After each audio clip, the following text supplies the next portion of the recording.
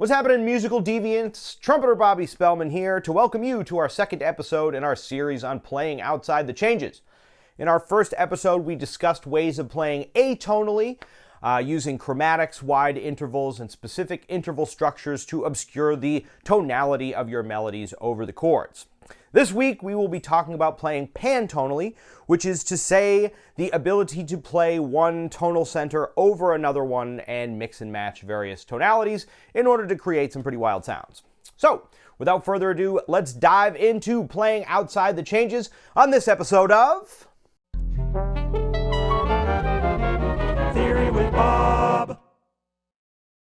All right, pantonality is a term that I absorbed from George Russell's Lydian chromatic concept, and what it really means is just superimposing two or more keys on top of one another. Really, you could call it bitonality or tritonality, but pantonality covers the whole wide swath of the possibilities of superimposing keys on top of one another. This is possibly the most common approach to playing outside the changes, and likely the one that is most commonly talked about, because it's a little bit easier to conceptualize within the context of conventional jazz theory. The idea here is that you have an underlying key of the piece or chord of the moment, and that you are playing a different mode or a different scale or a different tonality over that underlying tonality. One of my favorite musicians who is able to employ this with just amazing effect is the great trumpeter Woody Shaw. You can hear this kind of approach in Woody's playing, where he will be playing in a certain key and all of a sudden he will move outside of that key into a different key momentarily and then back to the original key. One common approach to this technique is called sidestepping, where you play one melody and then sort of repeat a section of that melody or a slightly similar melody or a different motive using a key that's usually a half step above the underlying melody. Now, the reason this sidestepping approach works and creates a particularly interesting effect is because these keys tend to be very far apart from one another. That is to say that they have very few notes in common, all things considered. So one way that you can approach sidestepping or stepping outside of the key in general is to think of a mode that is as far away on the circle of fifths as you can get, or at least pretty far away on the circle of fifths. So, for example, if you were in the key of C major, and you wanted to try to play something that is outside the key, if you go to C sharp major, which is only half step above, you'll notice it's way over here on a different side of the circle of fifths. That means that there are fewer notes in common between C and C sharp, and it'll make a very stark contrast between the two keys.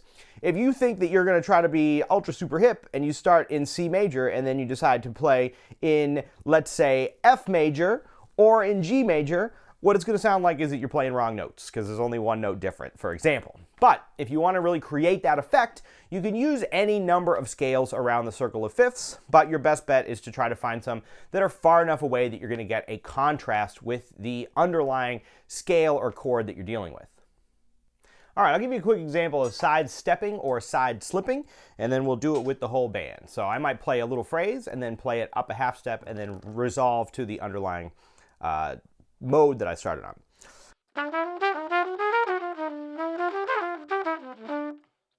Or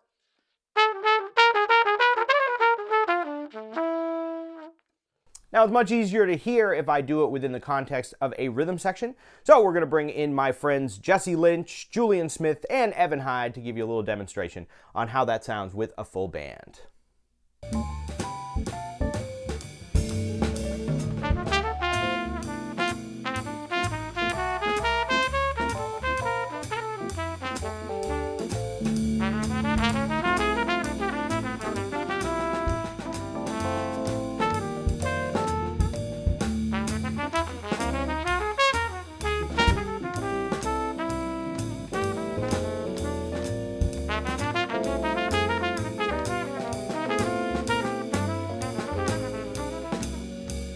All right, so there you can hear a little demonstration on what it is to superimpose certain keys on top of other keys. You get that feeling as you go that you're kind of weightless for a minute, and then you end up resolving back to the underlying key. If you want to hear probably the best examples of this, you can check out Woody Shaw's various recordings, and whether he's playing his own originals or playing over standards, he is able to move in and out of the key fluidly in a way that is really exciting and very interesting. One thing that I'll mention in relation to playing outside the changes, doing the sidestepping, side-slipping, or superimposing keys on top of one another, is that it is easiest to do, and I think it is most effective when you're dealing with either modal tunes where you're hanging out on one chord for a while, or when you're dealing with standards with very definable key centers underlying. So if you have a song that's clearly an E flat major, that can be a pretty effective approach, as well as, using that in different chords in the piece. If you have a piece like Giant Steps or Stablemates that's moving in and out of different keys pretty quickly, sometimes you could lose the effect of the bitonality, given the fact that the underlying chords are already moving in pretty dramatic ways. All right, one other fun and effective way of using pantonality to play outside the changes is to play a number of fairly short melodic phrases that move quickly in and out of different keys, so as to create the sound of a quickly shifting tonality on top of the underlying chord. So, one way that you can do that is to play, for example, various triads or pentatonic scales and move them quickly around the circle of fifths in order to create the sound of quickly moving in and out of different keys. This, again, is in contrast to the first approach we talked about, where you're basically just picking one key to play over the contrasting chord. Now you're picking a bunch of different keys and moving quickly between them. So I'm going to give a little demonstration of that here in the void, and then we will go back to the rhythm section, and I'll show you what that sounds like in the context of some music. So here we go.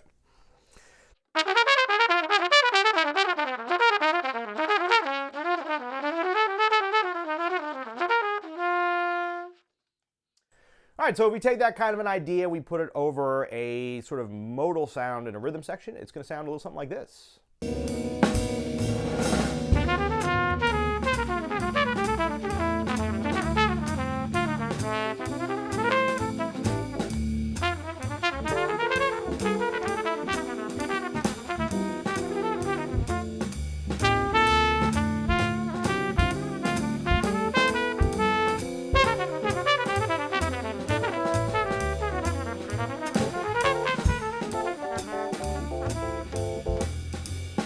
All right, so there you can hear a little example of taking fairly short melodic phrases in specific but contrasting tonalities and playing them over an underlying chord structure.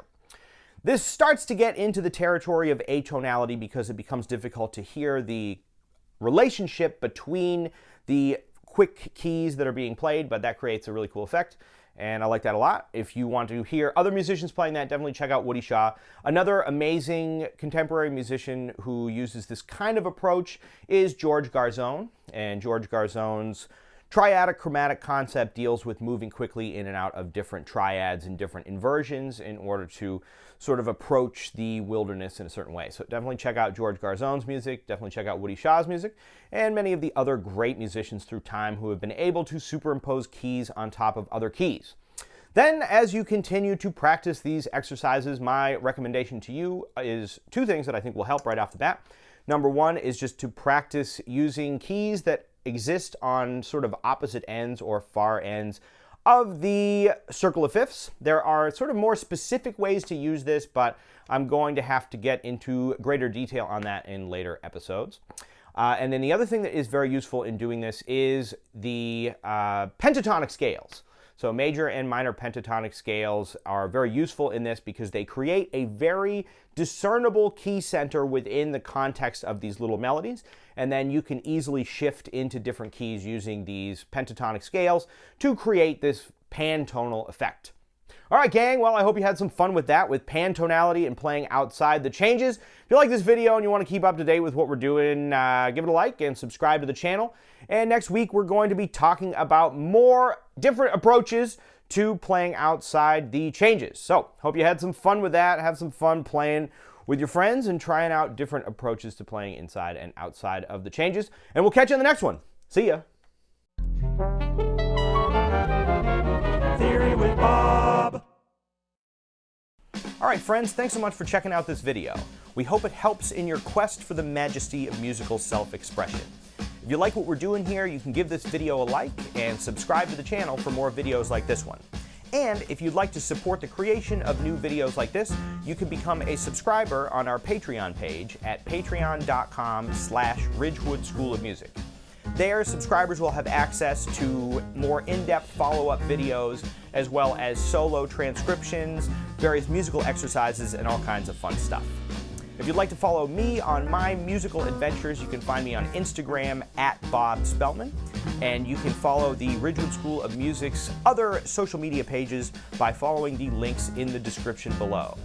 The Ridgewood School of Music is currently accepting new students online or in person in the New York City area. If you're interested in lessons, you can find us at www.ridgewoodschoolofmusic.com, or you can send us an email at ridgewoodschoolofmusic@gmail.com, and we can set you up with a great teacher for the instrument and the style of music that you're interested in studying. All right, gang, well, have a wonderful time practicing, and we'll catch you on the next one. See ya!